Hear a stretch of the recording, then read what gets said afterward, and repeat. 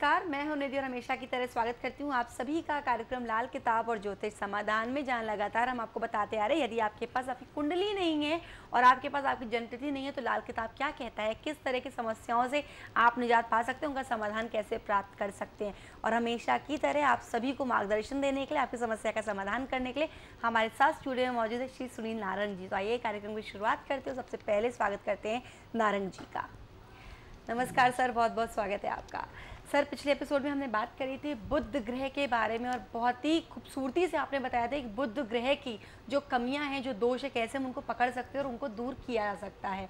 और आज हम बात करेंगे ग्रह की, यदि गुरु दोष किसी के घर में है, गुरु की दिक्कत आ रही है, तो उसको हम कैसे पहचानेंगे और उसको कैसे दूर कर सकते हैं।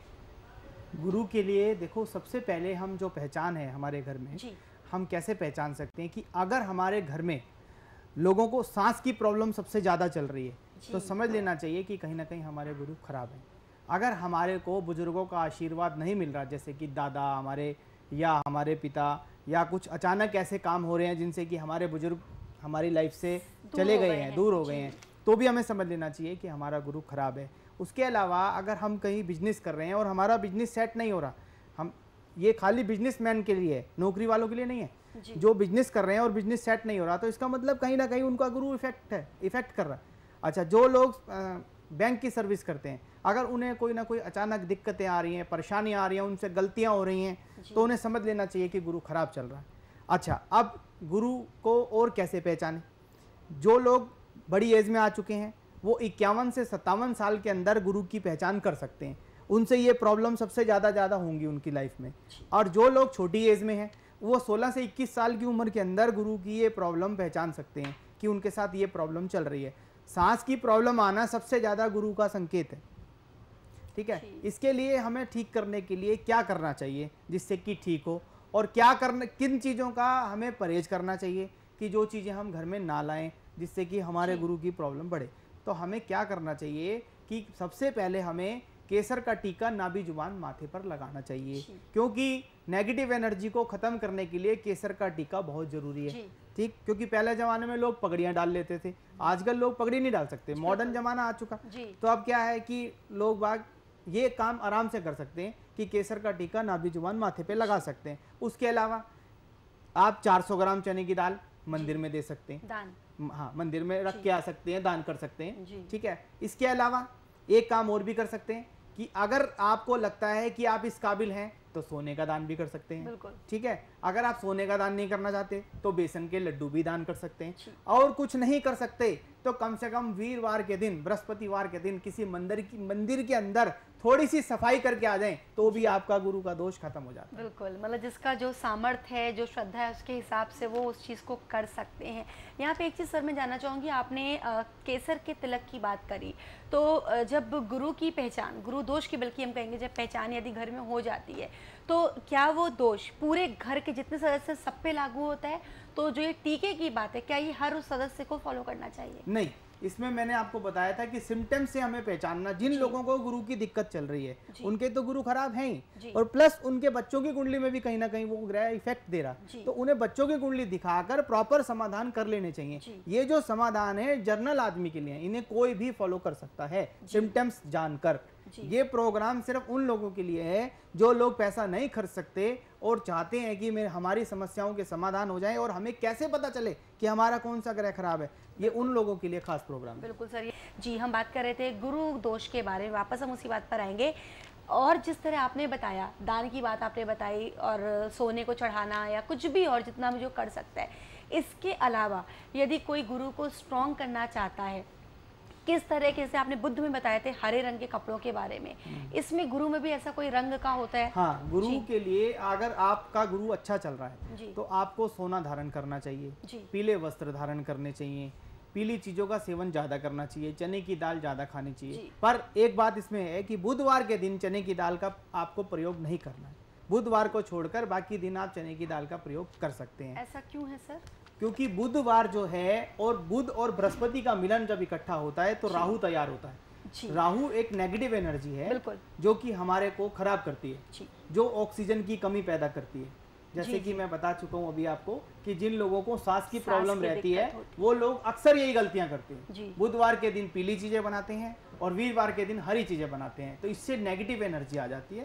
अब इससे पहले मैंने बात की थी कि माला, जो लोग गले में माला डाल देते हैं, माला बुध की वस्तु है, ठीक है जी। और आपका अगर बृहस्पति खराब है और बुध की वस्तु को अगर आप अपने साथ लेकर चल रहे हैं, बुध और बृहस्पति को अगर आप टीका भी लगा रहे हैं और साथ में माला भी डाल रहे हैं, दोनों काम इकट्ठे कर दिया आपने, तो बुध और बृहस्पति मिल गए, तो राहु तैयार हो गया, फिर आपकी प्रॉब्लम बढ़ जाएगी। अगर आपने केसर का टीका नाभि जुबान माथे पर लगाना है तो आपको माला पहनने की आदत को खत्म करना पड़ेगा और अपनी नाक को बार बार साफ करना पड़ेगा, क्योंकि अगर आपकी नाक में जो खुशबू जाती है या स्मेल जाती है उसके द्वारा ही तो एनर्जी जाती है हमारे अंदर। अगर हम उसे साफ रखेंगे तो ये एनर्जी पैदा नहीं होगी। जी, अगेन वही चीज़ है कि अलग अलग बिल्कुल अद्भुत बातें सामने आती हैं दोष को लेकर के, उनको दूर करने को लेकर के। सर, अक्सर सुनने में आता है कि जिनके गुरु की दिक्कत होती है या गुरु वीक होता है, तो कई लोग शायद जाने अनजाने में या पूछ करके कई लोग बृहस्पति के व्रत रखने शुरू कर देते हैं कि शायद इससे गुरु खुश होगा और उनका जो बृहस्पति है वो स्ट्रांग होगा, ठीक होगा। ये कहाँ तक उचित है, ये धारणा कहाँ तक उचित है? अब ये एक उसी तरीके की बात हो गई जैसे कि कहते हैं हमारे पंजाबियों में, किसी को माँ बादी और किसी को स्वादी। जी, हर आदमी को मंदिर जाना या व्रत रखना ये जरूरी नहीं होता, क्योंकि व्रत रखने से क्या होता है, हमारे जो नेगेटिव ग्रह होते हैं वो तो ठीक हो जाते हैं, उनकी एनर्जी तो ठीक हो जाती है, पर हमारे घर के अंदर जो लोगों के पॉजिटिव ग्रह हैं उनके ऊपर उन ग्रहों का इफेक्ट पड़ जाता है। क्योंकि ऐसा तो नहीं है कि सबके ही गुरु खराब चल रहे हैं। जिन लोगों के गुरु खराब हैं उन्हें तो मैंने आपको बताया कि दान के द्वारा वो कर सकते हैं। जिन लोगों के गुरु खराब नहीं है और मान लो वो भी व्रत रख लेते हैं तो वो अपने गुरु को और वीक कर देंगे, अच्छे भले काम चलते चलते में परेशानियां पैदा कर देंगे। व्रत भी जब ही रखना चाहिए जब आपको कोई देवज्ञ बताए कि आपका ग्रह खराब चल रहा है, आपको इसका व्रत रखना है, नहीं तो अदरवाइज जो मैंने आम उपाय आपको बताए उनके द्वारा भी आप लाभ उठा सकते हैं। जी बिल्कुल। कई बार सर ऐसा होता है कि व्रत एक ने रखा है और अगला उस चीज़ को फॉलो करने लगता है कि शायद चाहे कोई भी व्रत हो, किसी भी दिन के व्रत हो, तो यानी कि किसी एक योग्य व्यक्ति को या पंडित या किसी को कह सकते हैं दिखा करके किसके ऊपर क्या व्रत सूट करेगा, फल देगा, उसके हिसाब से व्रत रखना चाहिए। बात व्रत से नहीं है, व्रत के पीछे एक पूरा महत्व है, समय का अभाव है, मैं आगे एपिसोड में चर्चा करूंगा, पर आपको बता देता हूँ कि व्रत जो रखते हैं उसके बाद जो उसका उद्यापन करते हैं उसमें क्या होता है कि टोटल हम बृहस्पति की चीजों को अपने हाथ से दान कर देते हैं, जो कि हमें नहीं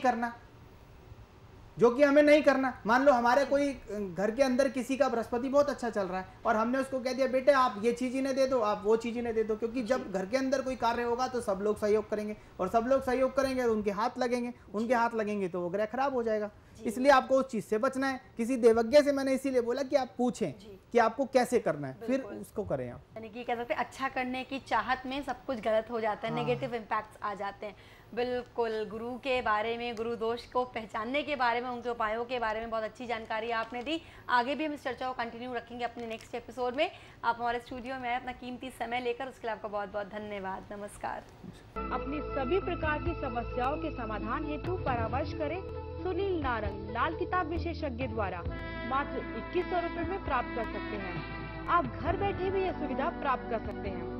हमारे यहाँ हर प्रकार के रक्त, रुद्राक्ष व लाल किताब के उपायों की सभी प्रकार की सामग्री भी उपलब्ध है। जो लोग फीस देने में असमर्थ हैं, वह हमें पत्र लिखकर भी अपनी समस्याओं के समाधान प्राप्त कर सकते हैं। जानने के लिए संपर्क करें लाल किताब और ज्योतिष समाधान सुनील नारंग लाल किताब विशेषज्ञ, G80 101 first floor, Laxmi Nagar near Walia nursing home, Delhi 92। Phone number है 098-103-79141, 092-502-50047। ईमेल ID है sunil.narang29@yahoo.in।